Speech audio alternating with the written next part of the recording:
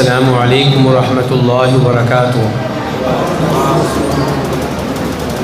الحمدللہ رب العالمین والصلاة والسلام علی نبینا محمد وعلی آلہ وصحبہ اجمعین، اما بعد۔ اعتکاف کے لیے آنے والے بھائیوں کو اہلاً و سہلاً و مرحبا کہتا ہوں۔ خوش نصیب ہیں آپ لوگ کہ اللہ رب العزت نے آپ کو موقع دیا ہے کہ آپ 10 دن اور 10 راتیں اس عظیم مسجد میں گزاریں گے، بہت سے گناہوں سے محفوظ رہیں گے، بہت سی نیکیاں کمانے کا موقع ملے گا، بہت سے دروس سننے کا موقع ملے گا، بہت سی علمی باتیں سننے کا موقع ملے گا، قرآن کریم کی کئی آیات کی تفسیر سننے کا موقع ملے گا، آپ کی بہت سی غلطیوں کی اصلاح ہوگی، اور انشاءاللہ اس اعتکاف کے ذریعے آپ اللہ رب العزت کے بہت قریب ہو جائیں گے۔ آج 20واں پارہ ہے، اور 20ویں پارے کے شروع میں جو سورت ہے وہ سورہ نمل ہے، اس کے بعد سورہ قصص ہے، اس کے بعد سورہ عنکبوت ہے۔ تو سورہ نمل کی آیت نمبر 62، اس میں اللہ تعالیٰ ارشاد فرماتے ہیں: اَمَّن يُجِيبُ الْمُضْطَرَّ إِذَا دَعَاهُ وَيَكْشِفُ السُّوءَ وَيَجْعَلُكُمْ خُلَفَاءَ الْأَرْضِ أَإِلَٰهٌ مَّعَ اللَّهِ قَلِيلًا مَّا تَذَكَّرُونَ، کہ اللہ رب العزت بہتر ہیں یا وہ جن کو یہ اللہ تعالیٰ کا شریک بناتے ہیں؟ یہ اللہ رب العزت نے سوال کیا۔ اس سوال کرنے کے بعد اللہ رب العزت کہتے ہیں: اَمَّن يُجِيبُ الْمُضْطَرَّ، کہ وہ جو مجبور کی دعا کو قبول کرتا ہے، لاچار بے بس انسان کی آواز کو، دعا کو، پکار کو سنتا ہے، وَيَكْشِفُ السُّوءَ، اور مصیبتوں کو، تکلیفوں کو دور کرتا ہے، وَيَجْعَلُكُمْ خُلَفَاءَ الْأَرْضِ، اور تمہیں زمین میں خلیفہ بناتا ہے۔ یعنی کہ یہ اللہ بہتر ہے یا وہ بہتر ہیں جن کو یہ اللہ کا شریک بناتے ہیں؟ یقیناً یہ اللہ بہتر ہے۔ اَإِلَٰهٌ مَّعَ اللَّهِ، کیا اللہ کے ساتھ کو اور بھی معبود ہے جو یہ کام کرتا ہو؟ یہ کام کو اور نہیں کرتا۔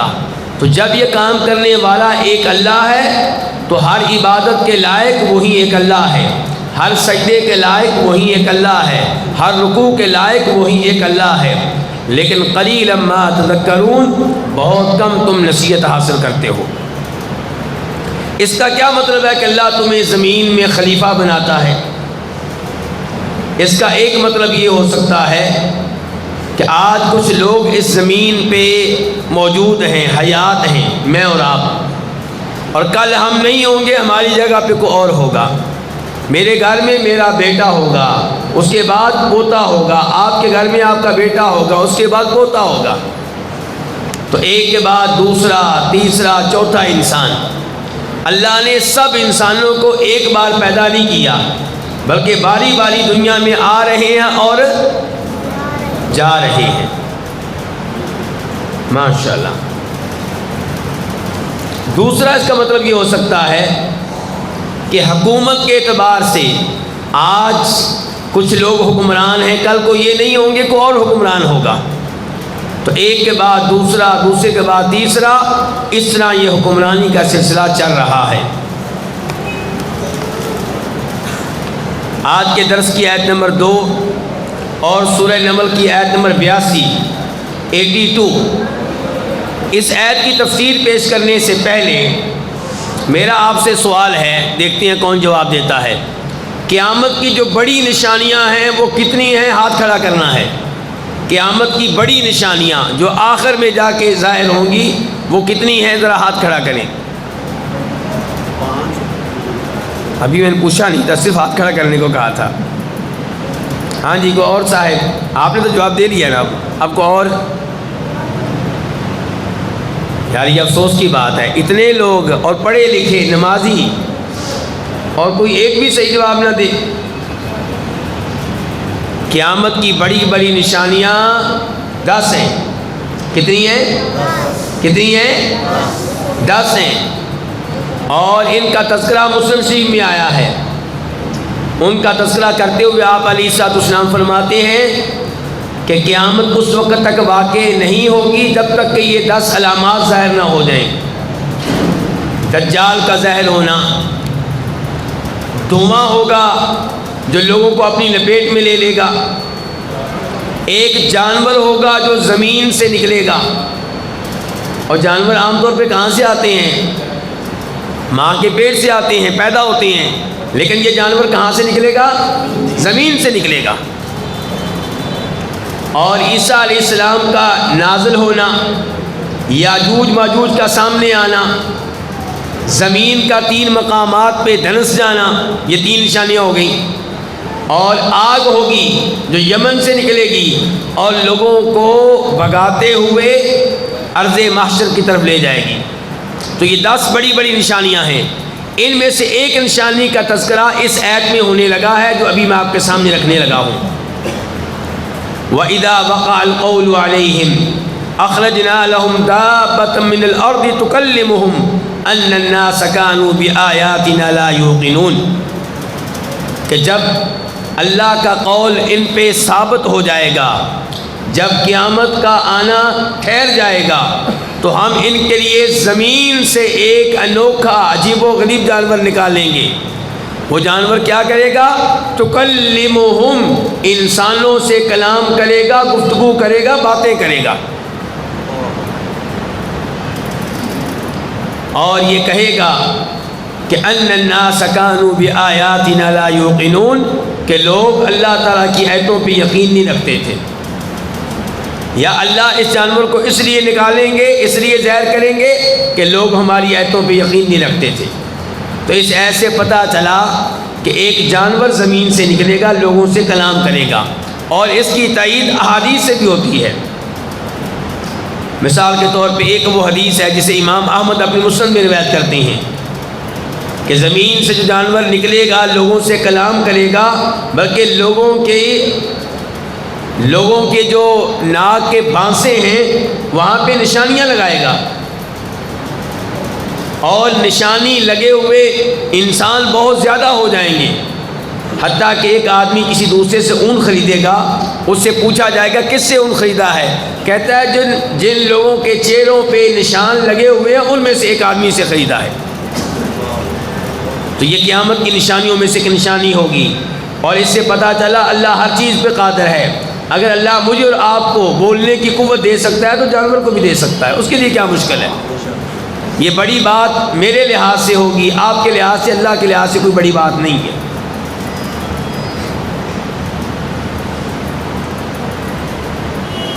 سورہ نمل آیت نمبر 91 اور 92. انما امرت ان اعبد رب هذه البلدة الذي حرمها وله كل شيء. نبی علیہ السلام کو اللہ نے حکم دیا کہ آپ لوگوں سے کہہ دیں کہ مجھے حکم دیا گیا ہے. میں کون ہوں؟ ہاتھ کھڑا کریں. میں کون ہوں؟ مسلمان. ہاں جی،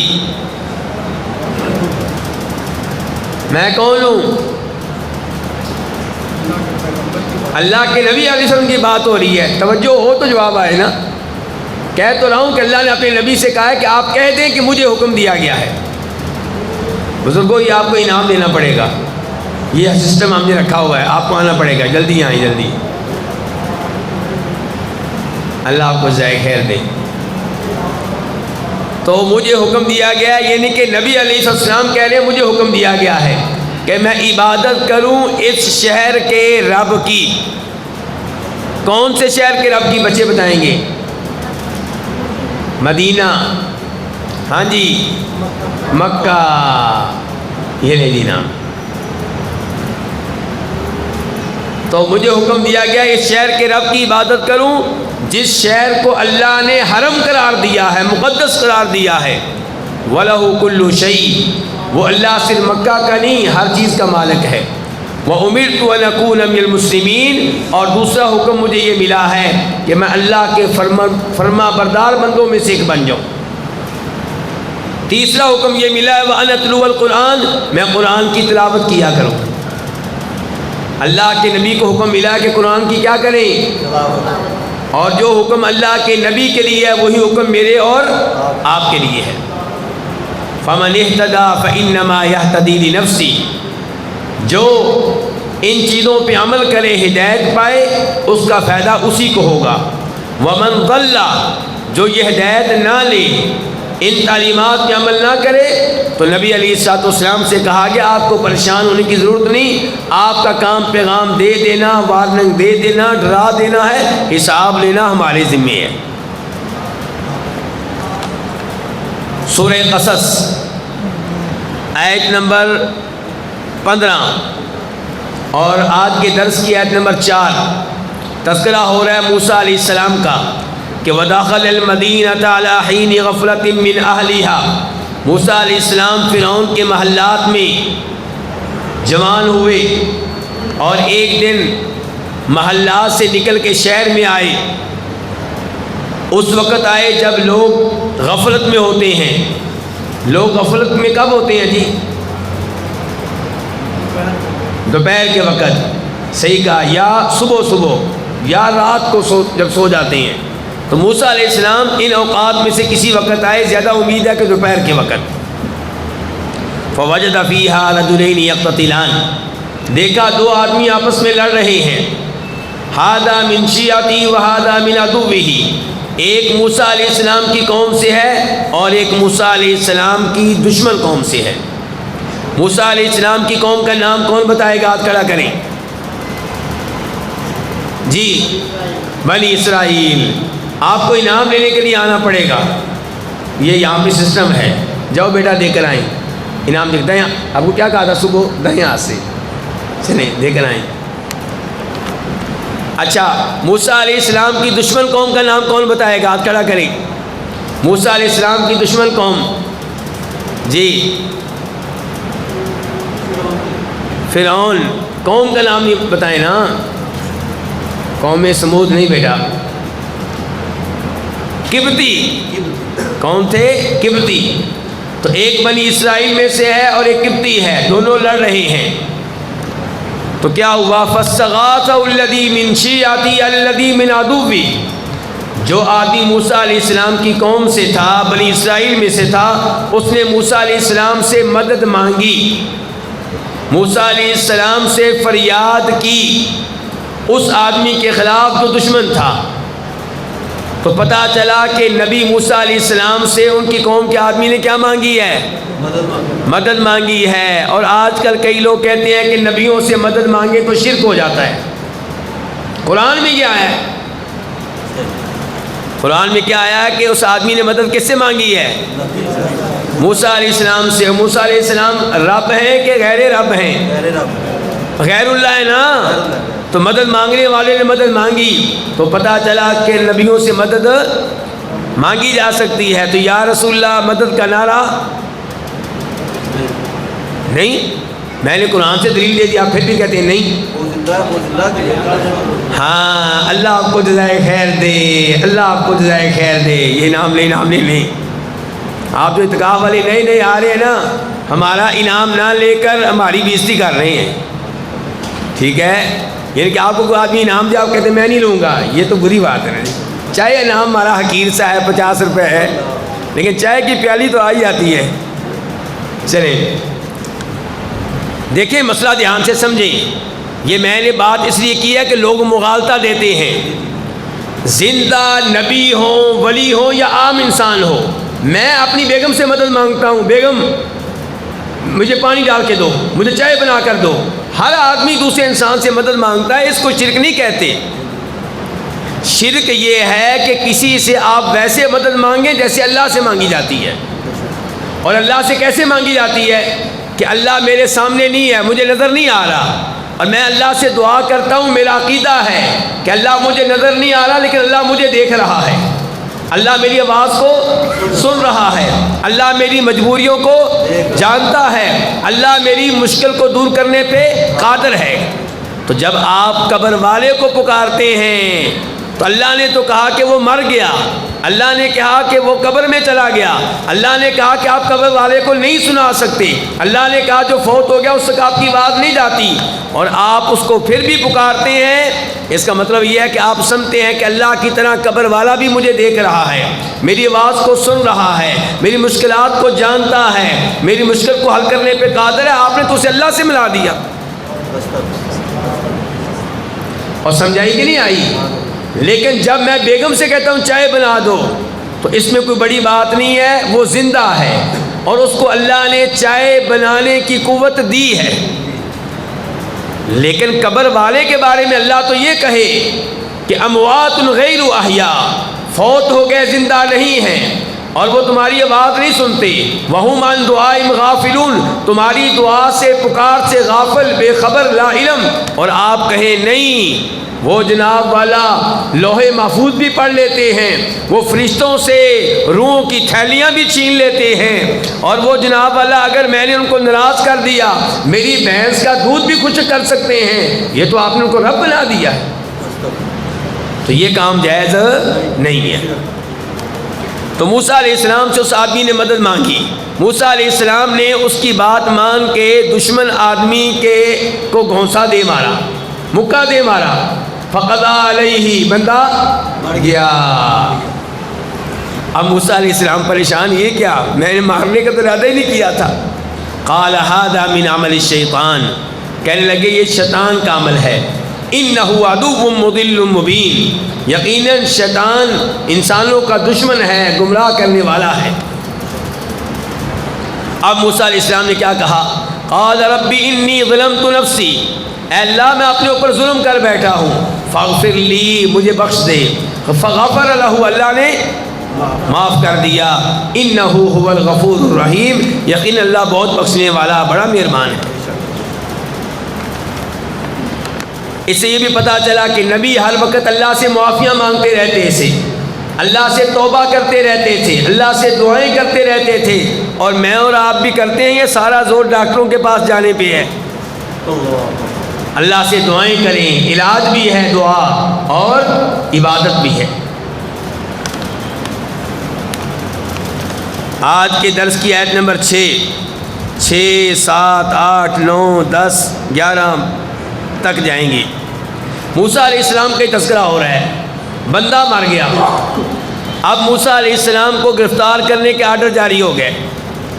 موسیٰ علیہ السلام تک کسی نے رپورٹ پہنچا دی کہ آپ کو گرفتار کیا جا رہا ہے، نکل جائیں، بھاگ جائیں یہاں سے۔ تو موسیٰ علیہ السلام مصر سے نکل کے کس شہر میں آئے؟ جو بتا سکتے ہاتھ کھڑا کریں۔ میں صرف کہا تھا ہاتھ کھڑا کرنا ہے، لیکن اب انعام تو ہمارا ضائع ہو گیا۔ چلیں، جواب ٹھیک ہے بہرحال، لیکن انعام میرا ضائع ہو گیا۔ چلیں، تو مصر سے بھاگ کے کہاں گئے؟ مدین۔ اچھا، مدین میں آئے، اب وہاں ظاہر ہے کون ہے ان کو پوچھنے والا؟ کوئی گھر نہیں، کوئی جاننے والا نہیں، کوئی رشتہ دار نہیں۔ دیکھ رہے ہیں، حالات کا جائزہ لے رہے ہیں۔ دیکھا ایک جگہ پہ لوگ پانی جانوروں کو پلا رہے ہیں، ادھر آ کے وہ بھی کہیں بیٹھ گئے۔ دیکھا لوگ آ رہے ہیں پانی پلا کے بکریوں کو جا رہے ہیں، لیکن 2 لڑکیاں کھڑی ہیں اور اپنی بکریوں کے پیچھے کر رہی ہیں۔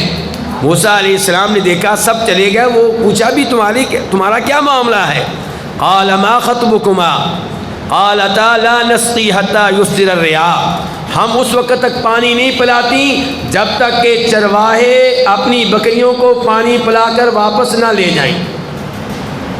یہ اس زمانے کی بچیاں تھیں، آج کل کی پڑھی لکھی بچیاں ہوتی تو انہوں نے کہنا تھا ہم مردوں کے قدم سے قدم ملا کر ملک کی ترقی میں حصہ لیں گی۔ کیوں جی؟ یہ آج کل کی بچیاں کیا ہیں؟ اور پڑھی لکھی، ان کو کوئی ڈر ہی نہیں ہے، کوئی شرم نہیں ہے، کوئی حیا نہیں ہے، کوئی مسئلہ ہی نہیں ہے۔ وہ کہتی ہیں ہم مردوں سے کم ہیں، مردوں کا حق ہے پانی پلائیں، ہم نہ پلائیں۔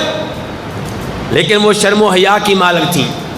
جب سب چلے گئے تب انہوں نے پانی پلانا تھا، تو موسیٰ علیہ السلام سے کہہ رہی ہے کہ ہم ان کے جانے کا انتظار کر رہی تھی۔ اب ذہن میں سوال آتا ہے کہ تم آئی کیوں ہو، گھر سے نکلی کیوں ہو؟ تمہیں گھر میں رہنا چاہیے، تمہارا باپ تمہیں کما کر دے، تمہارے بھائی کما کر دے، عورتوں کا کام نہیں ہے کمانا.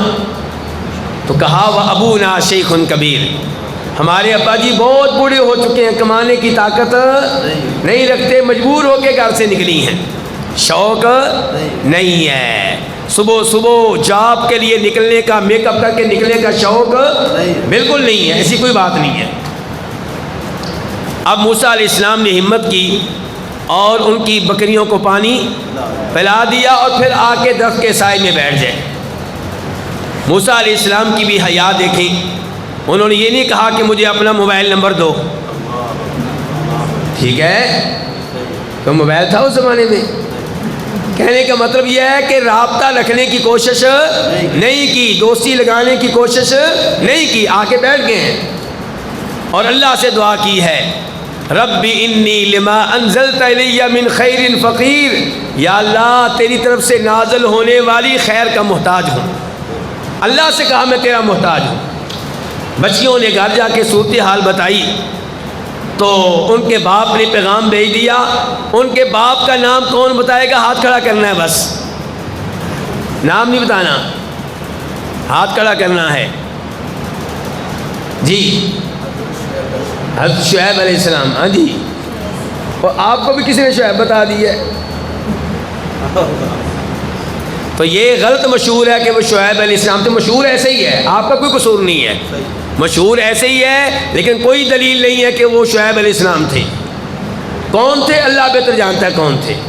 آپ یہ کہہ سکتے ہیں صاحب مدین، مدین والے بزرگ، مدین میں رہنے والے بزرگ. انہوں نے بلا لیا تو بچی آئی اور کہا کہ ابا جی آپ کو بلا رہے ہیں. اور قرآن کے الفاظ ہیں، بچی کیسے آئی؟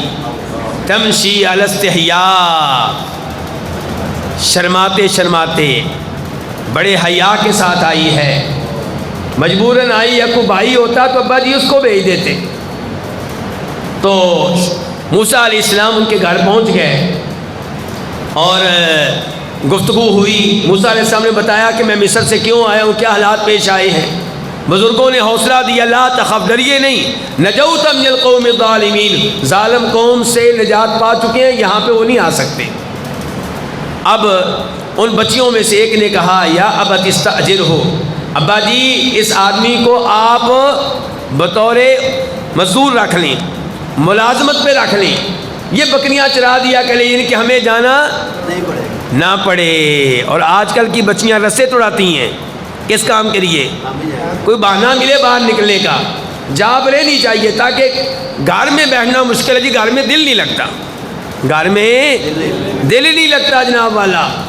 لیکن یہ بچیاں کیا کہتی ہیں کہ اس کو جاب پہ رکھ لیں، ملازمت پہ رکھ لیں، بکریاں چرا دیا کرے. اچھا کیوں جی؟ بچیوں نے کیا چیز دیکھی ہے، کیا خوبی دیکھی ہے، یہ بھی سنیں. ان خیر من استاجرت القوی الامین، کہ یہ بندہ طاقتور ہے اور امانت دار ہے.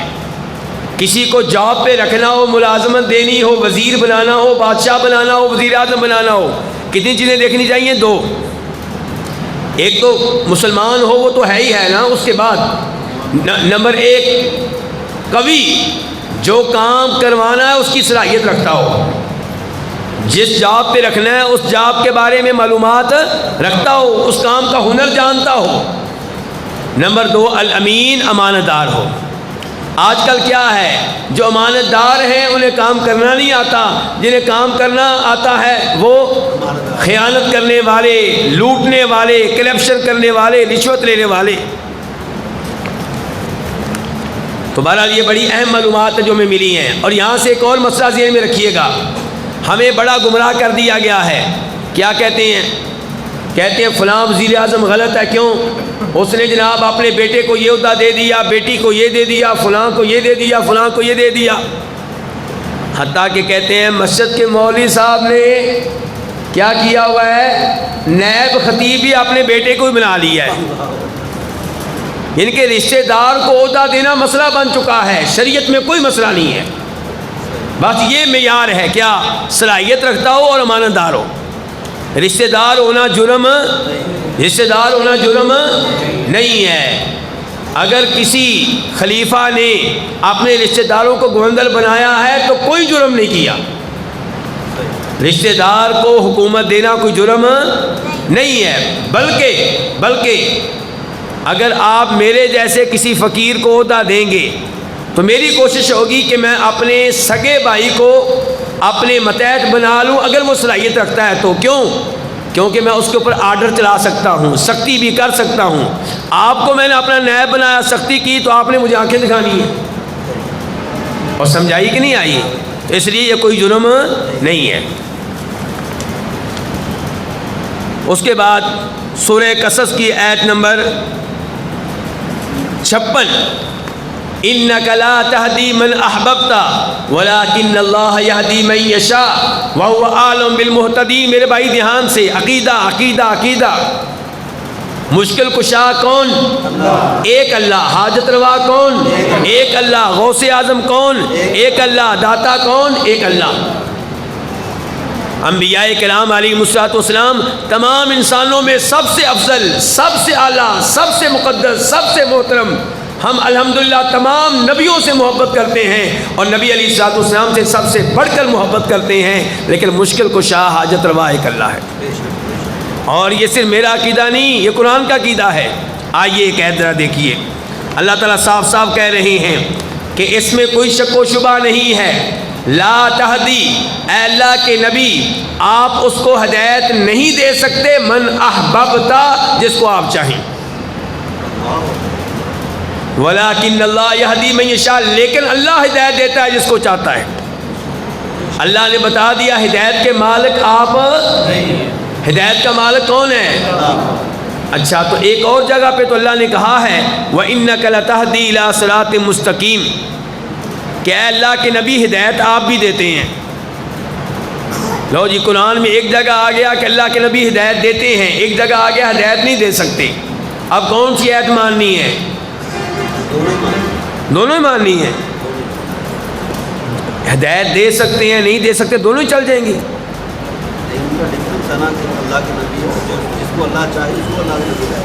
جی ہاں، ذرا دھیان سے، جہاں کبھی محسوس ہو کہ قرآن کی دو آیتوں میں ٹکراؤ ہے، حقیقت میں ٹکراؤ نہیں ہوتا، ہماری عقل کی کمی ہوتی ہے۔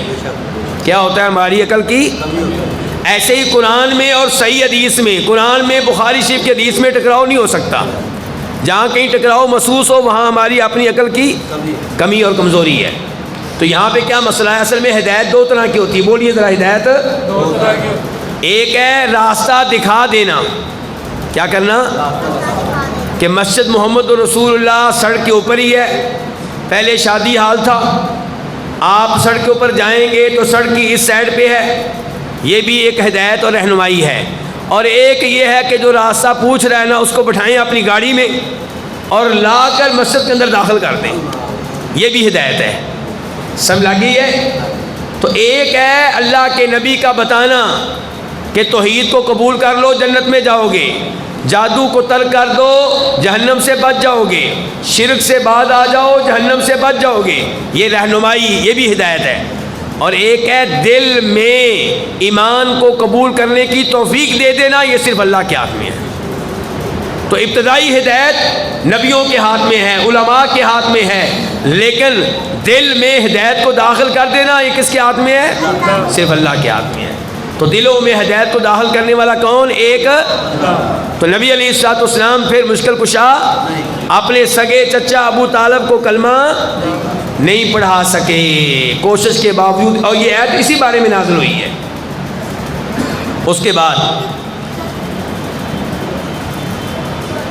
سورہ عنکبوت، احسب الناس ان يتركوا ان يقولوا آمنا وهم لا يفتنون وَلَقَدْ فَتَنَّ الَّذِينَ مِن قَبْلِهِمْ فَلَيَعْلَمَنَّ اللَّهُ الَّذِينَ صَدَقُوا وَلَيَعْلَمَنَّ الْكَاذِبِينَ۔ یہ کلمہ پڑھنے والے سمجھتے ہیں، یہ مسلمان ہونے کا دعویٰ کرنے والے سمجھتے ہیں کہ ہم نے اسلام قبول کر لیا ہے، اب ہمارے اوپر آسمانوں سے سونے کی بارش ہو اور کافر بھوکے مر جائیں۔ کافر کیا مر جائیں؟ وہ بھوکے مر جائیں، اور ہمارے اوپر آسمانوں سے کیا نازل ہو؟ اللہ نے کہا نہیں، میرا اصول ایسا نہیں ہے، میرا اصول ایسا، میرا نظام ایسا، میرا قانون ایسا نہیں ہے۔ میرا قانون یہ ہے کہ جو ایمان لائے گا، یہ دعویٰ کرے گا کہ میں اللہ کا ہوں، میں اس کو آزماؤں گا، اس کو مصیبتوں میں مبتلا کروں گا، پریشانیوں میں مبتلا کروں گا، پھر دیکھوں گا کون پکا رہتا ہے کون کچا ہے۔ اللہ کہتے ہیں وَلَقَدْ فَتَنَّا الَّذِينَ مِن قَبْلِهِمْ، ہم نے پہلے لوگوں کو بھی آزمایا تھا، بڑی بڑی مشکلات میں مبتلا کیا تاکہ پتہ چل جائے سچا کون ہے جھوٹا کون ہے۔ تو میرے بھائی یہ اللہ کا طریقہ ہے۔ اس لیے اگر نمازیں پڑھنے کے باوجود، توحید پہ ہونے کے باوجود، گناہوں سے بچنے کے باوجود مصیبتیں آئیں تو پریشان نہیں ہونا، صبر کرنا ہے۔ اللہ تعالیٰ آپ کا صبر آزما رہا ہے، جب آپ صبر کریں گے تو آپ اللہ کی جنت کے وارث بن جائیں گے۔ ہو سکتا ہے اللہ تعالیٰ آپ کے جنت میں جانے کے اسباب کو مضبوط کر رہا ہو، جہنم سے آپ کو دور کر رہا ہو ان مصائب کے ذریعے، ان پریشانیوں کے ذریعے۔ اللہ رب العزت سے دعا ہے کہ اللہ تعالیٰ ہمیں قرآن حکیم سمجھنے کی اور اس پہ عمل پیرا ہونے کی توفیق عنایت فرمائے، اور اللہ تعالیٰ ہمیں رمضان کے اس آخری اشرے میں خوب اپنی عبادت کرنے کی توفیق دے۔ وصلی اللہ تعالیٰ علی نبینا محمد وعلی آلہ وصحبہ اجمعین۔